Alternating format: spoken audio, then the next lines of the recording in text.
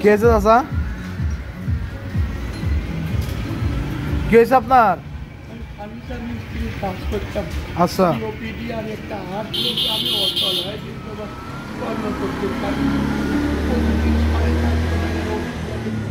যতদিন জিম করে দিন না করবে এতদিন আমার 450 টাকার ওষুধ লাগবে।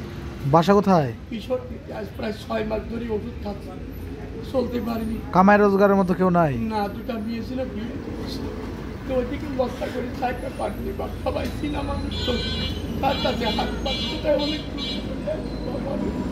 অনেক বসেন, দিচ্ছি, বসেন বসেন। তাহলে আপনার এটা আছে ইয়া নাকি?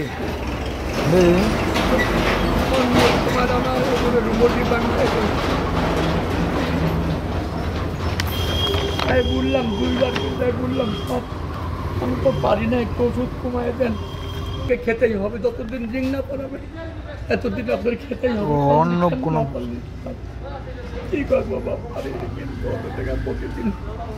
তাহলে আপনার বাসা আছে ঈশ্বরদীতে? ঈশ্বরদীতে, যে ঈশ্বরদী রিয়েল গেটের পাশে কেয়ার করলাম, সেই কেয়ার করে বাবা আমার বাসা।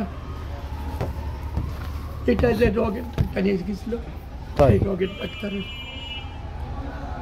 ধরেন। তাহলে আপনার কামাই রোজগারের মতো কেউ নাই? না বাবা। সমস্যা কতদিন আগে হয়েছে? সমস্যাটা প্রায় 1 বছর 3 মাস মতন বাবা। 1 বছর 3 মাস? সব ভ্যাকসিনগুলো সব নিয়েছিলাম পরবর্তীতে। এই ভ্যাকসিনগুলো দিয়েছেন নাকি? এই ভ্যাকসিন হয় যে সিওপিডির জন্য, এই ভ্যাকসিনগুলো নেওয়া লাগে বাবা। আর সিওপিডির জন্য ভ্যাক্সিটল, টায়োরিবে দেখেন আর সব মেশিন আছে, সব মেশিন দিয়ে খাওয়া লাগে বাপ ওষুধ। দেখেন এই একটা মেশিন, দেখেন এই একটা মেশিন, হাতের যখন ব্যথা শুরু হয় তখন নিডোঘাট স্প্রে করি, ফুসফুসে যদি যখন ব্যথা শুরু হয় তখন সালটুনিড স্প্রে করি বাপ, না হলে আর পারালাম বাপ। অসুখ হলে তো করতে হবে, তাছাড়া তো উপায় নাই। আর যতদূর পারি সাহায্য করছে আপনার, আল্লাহ বলছে। 2-3 মাস পরে একটু চেষ্টা করতাম, যাই একটু বেশি রাখেন, আল্লাহ ভরসা, ঠিক আছে, আল্লাহ ভরসা।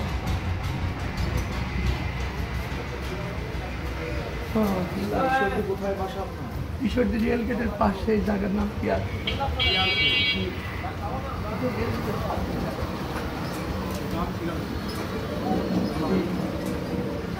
যদি উপজেলা আছে, উপজেলার সাথে